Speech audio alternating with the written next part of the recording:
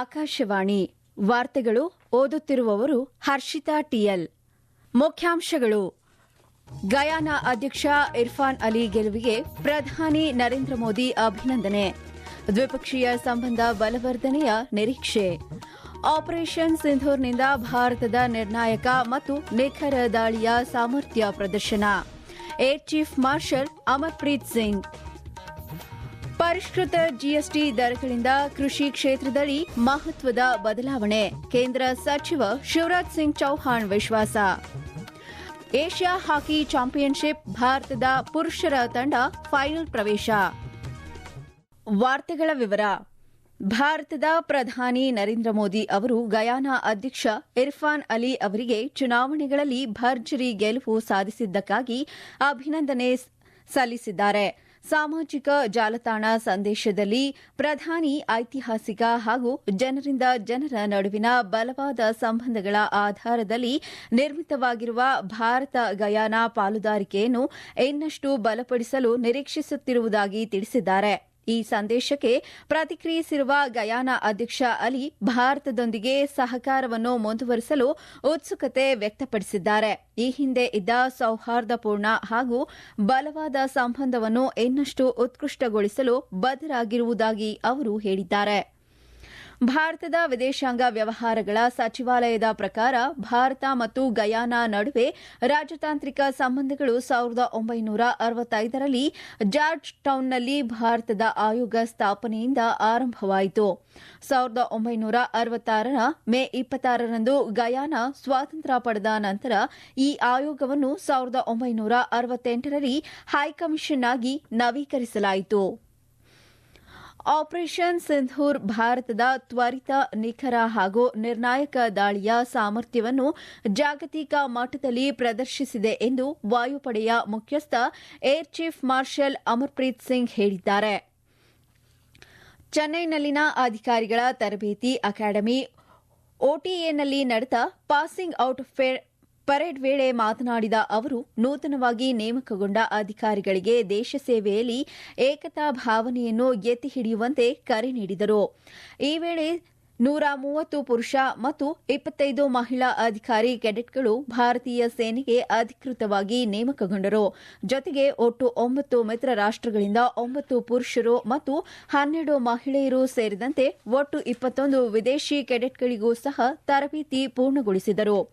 ವಾಯುಪಡೆಯ ಮುಖ್ಯಸ್ಥರು ಆಧುನಿಕ ಯುದ್ಧ ತಂತ್ರದ ಬದಲಾವಣೆಗಳ ಬಗ್ಗೆ ಮಾತನಾಡುತ್ತಾ ಸಮಗ್ರ ಪ್ರತಿಕ್ರಿಯೆ ಅಗತ್ಯತೆಯನ್ನು ಒತ್ತಿ ಹೇಳಿದರು.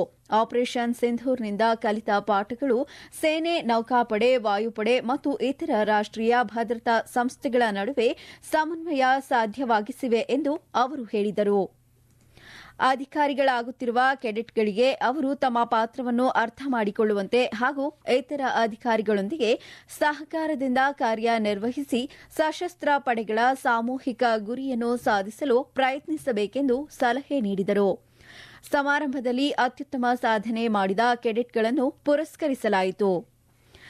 ಇತ್ತೀಚೆಗೆ ಜಾರಿಗೆ ಬಂದ ಹೊಸ ಜಿಎಸ್ಟಿ ದರಗಳು ಕೃಷಿ ಕ್ಷೇತ್ರದಲ್ಲಿ ಮಹತ್ವಪೂರ್ಣ ಬದಲಾವಣೆಗಳನ್ನು ತರಲಿವೆ ಎಂದು ಕೇಂದ್ರ ಕೃಷಿ ಮತ್ತು ರೈತರ ಕಲ್ಯಾಣ ಸಚಿವ ಶಿವರಾಜ್ ಸಿಂಗ್ ಚೌಹಾಣ್ ತಿಳಿಸಿದ್ದಾರೆ.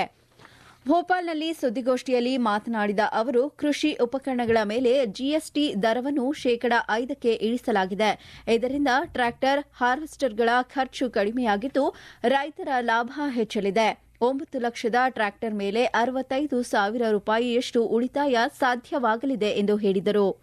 ಜೈವಿಕ ಕೀಟನಾಶಕಗಳು ಮತ್ತು ಸೂಕ್ಷ್ಮ ಪೋಷಕಾಂಶಗಳು ಜಿಎಸ್ಟಿ ಇಳಿಕೆಯಿಂದ ರಾಸಾಯನಿಕ ಉತ್ಪನ್ನಗಳಿಂದ ಜೈವಿಕ ಉತ್ಪನ್ನಗಳೆಡೆಗೆ ರೈತರನ್ನು ಸೆಳೆಯಲಿದೆ. ಹಾಲು ಮತ್ತು ಚೀಸ್ ಮೇಲೆ ಜಿಎಸ್ಟಿ ತೆಗೆಯಲಾಗಿದ್ದು ಇದರಿಂದ ರೈತರು, ಪಶುಪಾಲಕರು ಹಾಗೂ ಗ್ರಾಹಕರು ಪ್ರಯೋಜನ ಪಡೆಯಲಿದ್ದಾರೆ. ಪಶುಪಾಲನೆ, ಮೀನುಗಾರಿಕೆ, ಕೋಳಿ ಸಾಕಾಣಿಕೆ ಸೇರಿದಂತೆ ಇತರ ಕೃಷಿ ಆಧಾರಿತ ಕ್ಷೇತ್ರಗಳಿಗೂ ಇದು ನೆರವಾಗಲಿದೆ ಎಂದರು. ಸ್ವಯಂ ಸಹಾಯ ಸಂಘಗಳಲ್ಲಿ ತೊಡಗಿರುವ ಗ್ರಾಮೀಣ ಮಹಿಳೆಯರಿಗೆ ಚರ್ಮೋತ್ಪನ್ನ, ಹಾಲು ಉತ್ಪನ್ನಗಳಲ್ಲಿ ಈ ಜಿಎಸ್ಟಿ ಸಡಿಲಿಕೆ ಆರ್ಥಿಕ ಶಕ್ತಿ ನೀಡಲಿದೆ. ಲಖ್ಪತಿ ದೀದಿಯಂತೆ ಹಲವಾರು ಮಹಿಳೆಯರು ಆದಾಯ ಹೆಚ್ಚಿಸಿಕೊಳ್ಳುವ ಅವಕಾಶ ಪಡೆಯಲಿದ್ದಾರೆ ಎಂದು ತಿಳಿಸಿದರು. हमारा संकल्प है खेती में उत्पादन की लागत घटाना और उत्पादन बढ़ाना। उत्पादन बढ़ेगा और लागत घटेगी तो किसान का खेती में प्रॉफिट बढ़ेगा। और जीएसटी में जो सुधार किए गए हैं उनको अगर देखेंगे तो उनका बड़ा लाभ देश के किसानों को मिलने वाला है। ಈ ವಾರ್ತೆಗಳನ್ನು ಆಕಾಶವಾಣಿಯಿಂದ ಕೇಳುತ್ತಿದ್ದೀರಿ. ನಿಮ್ಮ ಅನುಕೂಲಕರ ಸಮಯದಲ್ಲಿ ಆಕಾಶವಾಣಿ ಸುದ್ದಿಗಳನ್ನು ಆಲಿಸಲು ನಮ್ಮ ಯೂಟ್ಯೂಬ್ ಚಾನೆಲ್ ಆಕಾಶವಾಣಿ ನ್ಯೂಸ್ ಕನ್ನಡವನ್ನು ಸಬ್ಸ್ಕ್ರೈಬ್ ಮಾಡಿ. ನಮ್ಮೆಲ್ಲ ಕೇಳುಗರು ನಮ್ಮ ಫೇಸ್ಬುಕ್ ಖಾತೆ ಆಕಾಶವಾಣಿ ಆರ್ಎನ್ಯು ಬೆಂಗಳೂರು ಧಾರವಾಡ ಮತ್ತು ನಮ್ಮ ಟ್ವಿಟರ್ ಖಾತೆ @AIR_News_ ಕನ್ನಡವನ್ನು ಅನುಸರಿಸಿ. ಪ್ರಾದೇಶಿಕ ಸುದ್ದಿ ವಿಭಾಗ ಬೆಂಗಳೂರು ಹಾಗೂ ಧಾರವಾಡದ ಎಲ್ಲಾ ಸುದ್ದಿ ಸಂಚಿಕೆಗಳು ನಮ್ಮ ಸಾಮಾಜಿಕ ಮಾಧ್ಯಮ ಖಾತೆಗಳಲ್ಲಿ ಲಭ್ಯವಿರುತ್ತವೆ. ಜಿಎಸ್ಟಿ ಲಾಭಗಳನ್ನು ನಾಗರಿಕರಿಗೆ ತಲುಪಿಸುವ ಪ್ರಕ್ರಿಯೆ ಮೇಲೆ ತಾವು ವೈಯಕ್ತಿಕ ನಿಗಾ ಇಡುವುದಾಗಿ ಕೇಂದ್ರ ಹಣಕಾಸು ಸಚಿವೆ ನಿರ್ಮಲಾ ಸೀತಾರಾಮನ್ ತಿಳಿಸಿದ್ದಾರೆ. ಸುದ್ದಿವಾಹಿನಿಯೊಂದರ ಸಂದರ್ಶನದಲ್ಲಿ ಅವರು ದೇಶಾದ್ಯಂತ ಜನರು ಜಿಎಸ್ಟಿ ಸುಧಾರಣೆಗಳನ್ನು ಸ್ವಾಗತಾರ್ಹ ಹೆಜ್ಜೆ ಎಂದು ಗುರುತಿಸಿದ್ದಾರೆ. ಆದರೆ ಈ ಲಾಭಗಳು ಪೂರಕವಾಗಿ ಜನರಿಗೆ ತಲುಪುತ್ತಿಲ್ಲವೆಂದರೆ ಈ ಬಗ್ಗೆ ವರದಿ ಮಾಡಬೇಕು ಎಂದರು. ಹಲವು ಕೈಗಾರಿಕಾ ಕ್ಷೇತ್ರದ ಪ್ರತಿನಿಧಿಗಳು ಈಗಾಗಲೇ ಜಿಎಸ್ಟಿ ಲಾಭಗಳನ್ನು ಗ್ರಾಹಕರಿಗೆ ಪೂರೈಸಲು ಬದ್ಧತೆಯನ್ನು ವ್ಯಕ್ತಪಡಿಸಿದ್ದಾರೆ. ಜೊತೆಗೆ ಜಿಎಸ್ಟಿ ಸುಧಾರಣೆಗಳನ್ನು ಅನುಷ್ಠಾನಗೊಳಿಸಲು ದೀರ್ಘ ಕೆಲಸದ ಸಮಯ ಹಾಗೂ ಅಧಿಕಾರಿ ಮಟ್ಟದ ಶ್ರಮ ಅಗತ್ಯವಾಯಿತು ಎಂದರು. ಪಂಜಾಬ್ನಲ್ಲಿ ಉಂಟಾಗಿರುವ ಭಾರೀ ಪ್ರವಾಹ ಸ್ವಲ್ಪ ಮಟ್ಟಿಗೆ ಸುಧಾರಿಸಿದ್ದರೂ ಸಾವಿನ ಸಂಖ್ಯೆ ಏರುತ್ತಲೇ ಇದೆ. ಪ್ರವಾಹದಿಂದ ಭಾರೀ ನಷ್ಟ ಅನುಭವಿಸುತ್ತಿರುವ ಪಂಜಾಬ್ನಲ್ಲಿ ಕಳೆದ 24 ಗಂಟೆಗಳಲ್ಲಿ ಅಮೃತಸರ ಮತ್ತು ರೂಪನಗರ ಜಿಲ್ಲೆಗಳಲ್ಲಿ ಇನ್ನೂ 3 ಮಂದಿ ಸಾವನ್ನಪ್ಪಿದ್ದು ಒಟ್ಟು ಸಾವಿನ ಸಂಖ್ಯೆ 46ಕ್ಕೆ ಏರಿಕೆಯಾಗಿದೆ. ಪಠಾಣ್ಕೋಟ್ ಜಿಲ್ಲೆಯಲ್ಲಿ ಇನ್ನೂ 3 ನಾಪತ್ತೆಯಾಗಿರುವ ವರದಿಯಾಗಿದೆ. ಭಾರತೀಯ ಸೇನೆ, ವಾಯುಪಡೆ, ಎನ್ಡಿಆರ್ಎಫ್ ಮತ್ತು ಬಿಎಸ್ಎಫ್ ವಿಶೇಷ ತಂಡಗಳ ಸಹಾಯದಿಂದ ಈವರೆಗೆ 23,000 ಜನರನ್ನು ಸುರಕ್ಷಿತವಾಗಿ ಸ್ಥಳಾಂತರಿಸಲಾಗಿದೆ. ಗುರುದಾಸ್ಪುರ್, ಫಜಿಲ್ಕಾ, ಫಿರೋಜ್ಪುರ್, ಅಮೃತಸರ, ಕಪೂರ್ತಲಾ ಮತ್ತು ತರಣ್ ತಾರಕ್ ಜಿಲ್ಲೆಗಳು ಅತಿ ಹೆಚ್ಚು ಹಾನಿಗೀಡಾಗಿವೆ.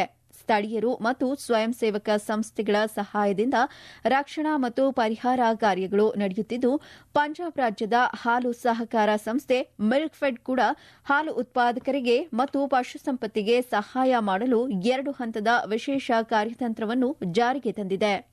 ಅಮೆರಿಕದ ಜಾರ್ಜಿಯಾ ರಾಜ್ಯದ ಹುಂಡೈ ಕಾರ್ಖಾನೆ ಮೇಲೆ ವಲಸೆ ಅಧಿಕಾರಿಗಳು ದಾಳಿ ನಡೆಸಿ ಸುಮಾರು 500 ಜನರನ್ನು ಬಂಧಿಸಿದ್ದಾರೆ.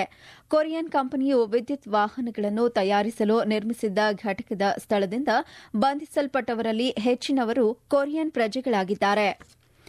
ಬಿಹಾರದಲ್ಲಿ ನಡೆಯುತ್ತಿರುವ ಏಷ್ಯಾ ಕಪ್ ಹಾಕಿ ಚಾಂಪಿಯನ್ಶಿಪ್ನಲ್ಲಿ ಭಾರತದ ಪುರುಷರ ತಂಡ ಫೈನಲ್ ಪ್ರವೇಶಿಸಿದೆ. ರಾಜ್ಗೀರ್ನಲ್ಲಿ ನಿನ್ನೆ ಸಂಜೆ ನಡೆದ ಸೂಪರ್ 4ರ ಕೊನೆಯ ಪಂದ್ಯದಲ್ಲಿ ಭಾರತ ತಂಡ ಚೀನಾ ವಿರುದ್ಧ 7-0 ಅಂತರದಿಂದ ಭರ್ಜರಿ ಗೆಲುವು ಸಾಧಿಸಿದೆ. ಈ ಗೆಲುವಿನೊಂದಿಗೆ ಭಾರತ ಸೂಪರ್ 4ರ ಅಗ್ರಸ್ಥಾನವನ್ನು ಭದ್ರಪಡಿಸಿಕೊಂಡಿದೆ. ಇಂದು ಸಂಜೆ 7:30ಕ್ಕೆ ನಡೆಯಲಿರುವ ಫೈನಲ್ ಪಂದ್ಯದಲ್ಲಿ ಭಾರತ ಮತ್ತು ದಕ್ಷಿಣ ಕೊರಿಯಾ ತಂಡಗಳು ಮುಖಾಮುಖಿಯಾಗಲಿವೆ. ಇಂಗ್ಲೆಂಡ್ನ ಲಿವರ್ಪೂಲ್ನಲ್ಲಿ ನಡೆಯುತ್ತಿರುವ ವಿಶ್ವ ಬಾಕ್ಸಿಂಗ್ ಚಾಂಪಿಯನ್ಶಿಪ್ನಲ್ಲಿ ಭಾರತದ ನಿಖತ್ ಜರೀನ್ ಗೆಲುವಿನ ನಗೆ ಬೀರಿದ್ದಾರೆ. ಮಹಿಳಾ 51 ಕೆಜಿ ವಿಭಾಗದಲ್ಲಿ ಭಾರತದ ಬಾಕ್ಸರ್ ನಿಖತ್ ಜರೀನ್ ಮೊದಲ ಸುತ್ತಿನ ಪಂದ್ಯದಲ್ಲಿ ಗೆಲುವು ಸಾಧಿಸಿದ್ದಾರೆ. ಕೊನೆಯಲ್ಲಿ ಮತ್ತೊಮ್ಮೆ ಮುಖ್ಯಾಂಶಗಳು. ಗಯಾನಾ ಅಧ್ಯಕ್ಷ ಇರ್ಫಾನ್ ಅಲಿ ಗೆಲುವಿಗೆ ಪ್ರಧಾನಿ ನರೇಂದ್ರ ಮೋದಿ ಅಭಿನಂದನೆ. ದ್ವಿಪಕ್ಷೀಯ ಸಂಬಂಧ ಬಲವರ್ಧನೆಯ ನಿರೀಕ್ಷೆ. ಆಪರೇಷನ್ ಸಿಂಧೂರ್ನಿಂದ ಭಾರತದ ನಿರ್ಣಾಯಕ ಮತ್ತು ನಿಖರ ದಾಳಿಯ ಸಾಮರ್ಥ್ಯ ಪ್ರದರ್ಶನ, air chief marshal Amarpreet Singh.